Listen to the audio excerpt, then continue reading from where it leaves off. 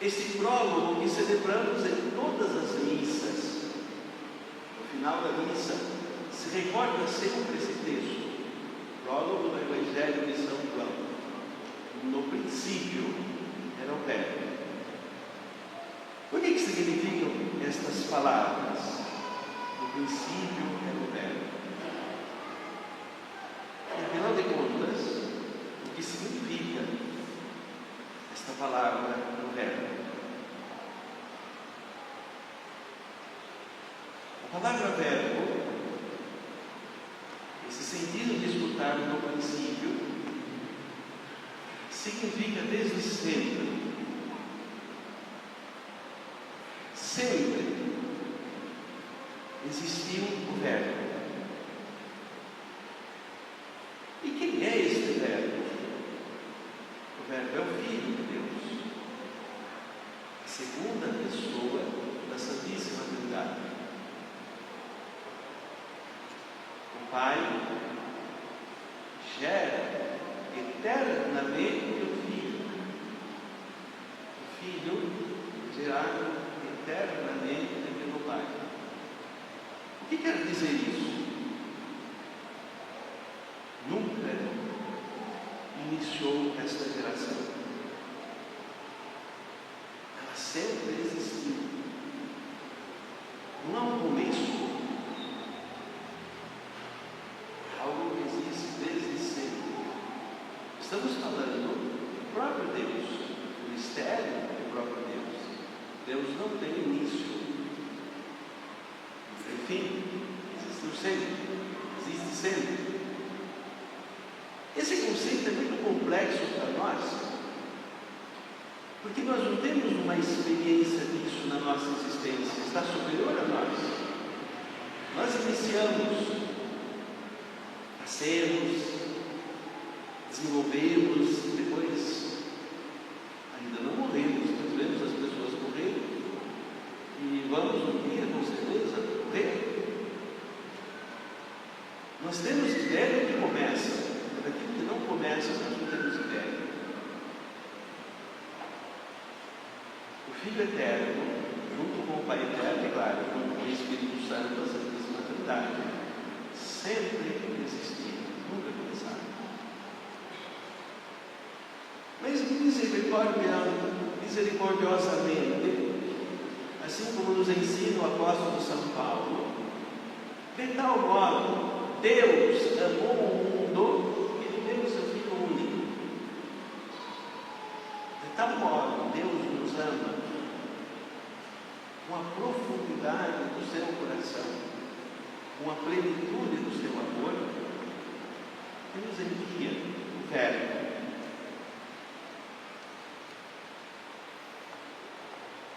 Há poucos dias estávamos celebrando o advento, a preparação para o Natal, e podíamos meditar nesse momento em que chamamos da encarnação do Verbo, momento em que a Virgem Maria escuta do anjo o que estava se realizando nela. o momento em que o Verbo se faz carne, no seio puríssima Virgem Maria. É outra coisa que não entra nas nossas ideias, na nossa inteligência.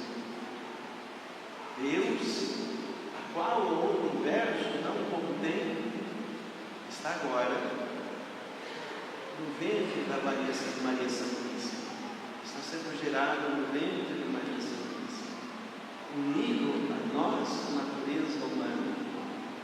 É o que nós chamamos de união hipostática.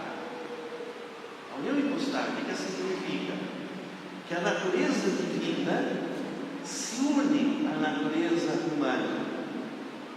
E nós aprendemos no catecismo: Deus, nosso Senhor Jesus Cristo, tem duas naturezas. A natureza divina, porque Ele é o Verbo, aquilo que nós dizemos consubstancial ao Pai. Ele é da mesma natureza, da mesma substância do Pai. Ele é Deus como Pai. Existe sempre. Mas o tempo assumiu a nossa natureza, a sua natureza humana. Ele é Deus e é homem. Tudo por graça e misericórdia da infinita bondade de Deus, da sua paixão por todos nós. É extraordinário imaginar. Só podemos imaginar, porque entender não é possível. Os contemplamos é um verdadeiro mistério. Que aquele que criou tudo, em que o universo não comporta, está sendo gerado no ventre da Virgem Maria. E durante 9 meses vai se desenvolver como todos os seres humanos. É algo inédito. E é tão extraordinário que nem o demônio conseguiu entender esse mistério. Na tentação do deserto, quando o diabo vai tentar nosso Senhor, ele questiona na tentação: se és o Filho de Deus, faça que essas pedras se tornem pães. Ele pergunta, uma interrogação: mostre que é Filho de Deus. E nem o diabo entendeu aquilo. Nem o diabo estava entendendo que estava diante do seu Criador.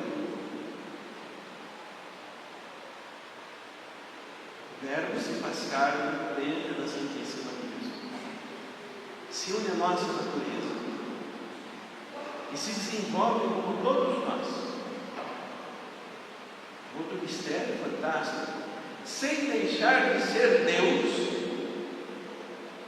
Ele é verdadeiramente um homem. E como todos os homens, gerado, se desenvolve no dia de hoje. Ele nasce. E nasce num contexto que não parece que é de Deus. E também nos confunde isso. Porque estavam caminhando, estavam na estrada, não estavam na casa deles. No meio do caminho, Deus resolve nascer. Como Ele é Deus, tem a sua natureza, é Deus mesmo que nasce. Não dá para separar a humanidade e a divindade de Jesus. Não pode dizer assim: nasceu o homem, nasceu Deus. Porque não se separa, as duas naturezas estão unidas. Não dá para separar uma coisa da outra. É uma única pessoa. A pessoa do Verbo eterno, que se fez homem. Deus nasce. Nasce no mesmo caminho. E o pior de tudo é que não tinha nenhum lugar digno, vamos dizer assim, como normalmente vem as crianças nascerem. Mas por própria providência, pela escolha dele mesmo, como ele se rebaixa à nossa natureza, agora ele nasce entre as coisas mais simples. entre as pessoas mais pobres, entre os animais. A grande lição da humildade do coração divino. Não nasce num palácio, não nasce numa casa rica, vai nascer em uma estrebaria. Ele mostra profundamente a sua própria preferência, a simplicidade. É assim que Deus verdadeiramente veio nos visitar. E ali ele é contemplado diretamente. A Santíssima Virgem pode adorar o seu filho. Seu pai, São José, seu pai é do São José, mas com todos os direitos de verdadeiro pai, pode adorar o seu filho. Assim também aqueles pastores que foram avisados estão lá, adorando, avisados pelos anjos. Os anjos estão adorando Deus, feito homem, coisa única em toda a existência, em toda a história. Deus que se encarnou. Não dá para fazer nenhuma comparação com isso. As comparações normalmente servem de forma didática. Mas é infinitamente impossível de comparar. Mas para termos uma ideia, era como se qualquer um de nós tivéssemos que nos transformar, se unir à natureza do verbo. A gente pensa, não sou o verbo, o ser humano é superior ao verbo. Mas infinitamente diferente disso. Porque é Deus, que é o dono de tudo, que tudo criou. Agora se une aquilo que nós somos, nossa própria natureza. E o mais escandaloso para a nossa inteligência é que, como um bebê, ele está completamente dependente. É outra coisa que é admirável.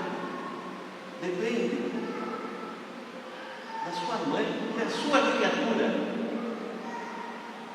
Quando nós vemos os bebês, precisamos carregar com cuidado, porque são delicados. As mães precisam amamentá-lo, porque eles precisam ser alimentados para desenvolver. Precisa de carinho, de afeto. Não se escandalizem, eles têm que trocar as pratas. O que quer dizer isso? Ele é verdadeiramente homem. Sem deixar de ser Deus, ele é verdadeiramente homem, igualzinho a nós. Tanto que o próprio São Paulo vai dizer assim: ele assumiu tudo da nossa natureza, menos o pecado. Ele é Deus, ele não pode pecar. Isso é uma contradição de Deus pecar. Mas ele assumiu todas as consequências daquilo que nós somos. E meditando mais profundamente sobre a humanidade de nosso Senhor, ele se torna dependente. Nós vamos ver, por exemplo, na apresentação, no momento que ele foi visitar o templo, já adolescente, vamos ver que ele fica lá junto no templo, se perde no templo. Os seus pais procuram desesperados quando encontram. Depois o Evangelho conclui dessa forma: e ele crescia em graça, em verdade. Eles eram submissos. Como assim? Ele é Deus, ele é o dono de tudo, todos nós devemos ser submissos a ele. Mas agora ele é submisso às duas criaturas. A sua mãe, ele fez o quarto mandamento da lei de Deus, agora o mandamento está aí. Ele é o próprio mandamento. Ele é o próprio mandamento. Ele é a perfeição de tudo isso. Agora, unindo a nossa natureza, ele honra profundamente a sua mãe e o seu pai. E é obediente a eles. Como bebê, é dependente deles. Criador do universo, é dependente das criaturas, de quem Ele mesmo fez. Isso é admirável e é fantástico. Vamos ver todo o desenvolvimento do menino Jesus, assim como todos nós precisamos aprender a falar. O menino Jesus aprendeu a falar. Mas ele é Deus, precisa aprender a falar? Não, Deus não precisa aprender nada. Ele sabe tudo. Mas como ele assumiu o que nós somos, agora ele aprende. Como é que é isso? Também é mistério, não dá para entender. Ele aprende. Ele teve que aprender a desmamar, começar a comer, assim como todos nós. Aprendeu a ler. Como os bons hebreus, aprendeu também a decorar as Sagradas Escrituras, a palavra dele, e rezar as Sagradas Escrituras, o hábito hebreu. Seguir todas as tradições dos hebreus. Ele é bom hebreu. Parece estranho, mas como disse o Evangelho, da perda e do encontro de Jesus, ele cresce em graça e verdade. Na graça, mas ele é a própria graça. Sim. Mas agora, unida a nossa natureza, também precisa desenvolver a graça. Que mistério profundo! É aquilo que nós estamos não recordando. Hoje não é aniversário de Jesus, nós estamos vivendo misticamente nesta liturgia este mistério de Jesus, menino, bebê, que se apresenta diante de nós. Isso muda completamente toda a história humana. E por que ele veio? Para morrer. Nós estamos falando do nascimento de Jesus e agora o Padre está dizendo sobre a morte. Sim. É para isso que ele veio. Para se oferecer como sacrifício por amor a nós, para dar a sua vida plenamente por amor a nós. Por isso está esse bebezinho, que vai ter que crescer, se desenvolver, e no tempo propício, se oferecer como vítima de expiação por todos nós, e nos religar ao Pai Eterno, a Deus mesmo. É para isso que ele veio. Agradeçamos profundamente essa bondade do Senhor. E peçamos a intercessão da sua mãe, também a nossa, do seu pai, São José, também a nosso padroeiro, mas também nosso pai. Eles que o adoram nesta manjedoura de Belém, nos ajudem a adorar e a contemplar esse mistério e colocar esse mistério em nossos corações. Mais ainda, nos ajudem a abrir os corações para que Ele possa entrar. Ele veio para morrer, para poder entrar em nós. Mas que nós saibamos abrir os nossos corações para que Ele possa entrar em nós.